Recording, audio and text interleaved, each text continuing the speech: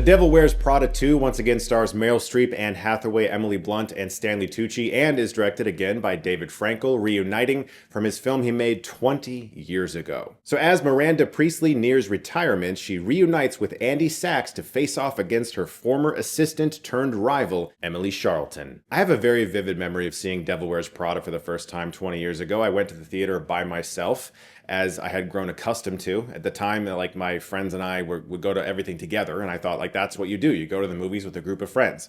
You can't go to the movies by yourself, but I started realizing, like, they don't want to see, like, half the movies I want to see. None of my guy friends wanted to see In Her Shoes or Devil Wears Prada, and I ended up going to a lot of these movies by myself. And I'm glad I did, because I realized that it's actually a lot of fun to go to the theaters alone sometimes and have this very personal experience. And I had that again tonight, seeing this film by myself. There was nobody in the theater, but that's because I went at like 11 p.m. at like a smaller theater. I'm sure this movie will do very, very well. And over the years, the first film has become a favorite of mine that I go back to every once in a while. I think it's a really fun movie with incredible writing, obviously great fashion, something I clearly know nothing about, and great characters and great actors.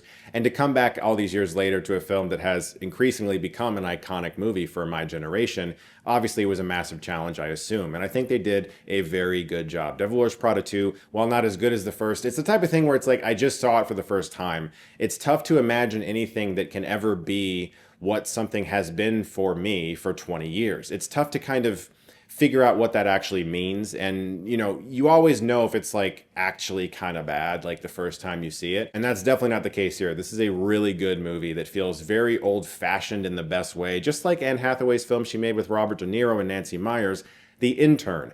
I love movies like this. I wish we saw so many more films where they close down New York streets, have big stars walking around through traffic, and go all over the globe to make movies where people actually feel like they went to the theater for a reason and they got to spend money to see a movie that looks like a real movie on the big screen. That being said, this film does look a little bit too digital and glossy for my taste. I really do wish it was a little more filmic. You've probably seen a lot of the discourse that's been happening on the internet as of late about why movies don't look as good as they used to. And it's not just about film. It's not just about lighting. It's a production design thing.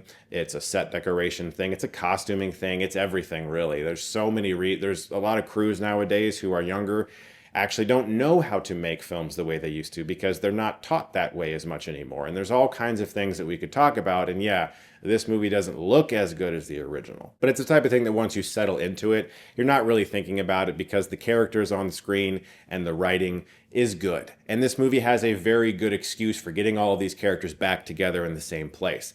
Initially, it starts off just a little rocky in figuring out, like, why are we here and why are we back with Miranda and why are these characters here? But as soon as, like, the central conflict begins and you realize that it's not just about Miranda being sort of a villainous presence, it's that there is a bigger bad, which of course is a great idea if you want to humanize Miranda more and make her feel like, okay, even she could be vulnerable. She could even be a bit of an underdog. It's no longer about two assistants trying to impress this amazing person. It's that she's got someone she has to impress as well. It's a really good idea to subvert expectations for her. And I was impressed at the midpoint because I knew that something was going to happen. There was like this announcement that was going to be made, and I was like, there's no way this announcement is going to happen in the way these characters think it will, because the movie will just continue to be this easygoing film where no one's ever challenged.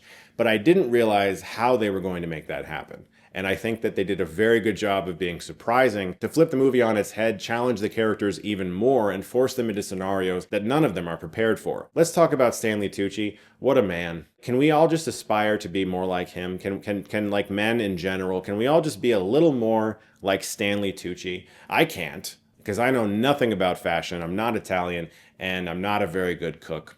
And I guess I could learn to do those things better. That's it, right? We all learn to be better. As great as Meryl Streep is, and as great as Emily Blunt is, and they are great, a big takeaway for me in this movie is just how awesome Anne Hathaway is. This is an actress that's been kicking ass in movies for a very long time, and she's still really, really good. And I feel like there was this period where, I don't know, people just like weren't respecting her for some reason, and it's odd. And I just want to throw some love her way because she's so great in the movie, and she's always been great. She's a phenomenal actress. If you like the first movie like me, there's going to be a lot of things here you're going to enjoy. There's tons of nostalgia. There's some references to the first film, but it doesn't feel like it's overbearing. It's not this overwhelming experience in which it relies entirely on callbacks. In fact, I don't really feel like there were all that many. I feel like there's just a couple, and it's nice. For the most part, though, these characters do feel very lived in because we haven't seen them for 20 years. And you feel a sense that they have gone through other things and there's other life experiences going on. Emily Blunt's character, also named Emily, definitely seems to have experienced the most change, and she goes through some rather interesting experiences in this movie. But I really just had a phenomenal time watching this at the theaters, and I wish that we saw more movies of this scale on the big screen. So please do go out and support it, and hopefully we will very, very soon. Guys, thank you so much, as always, for watching, and if you like this, you can click right here and get Stuckmanized.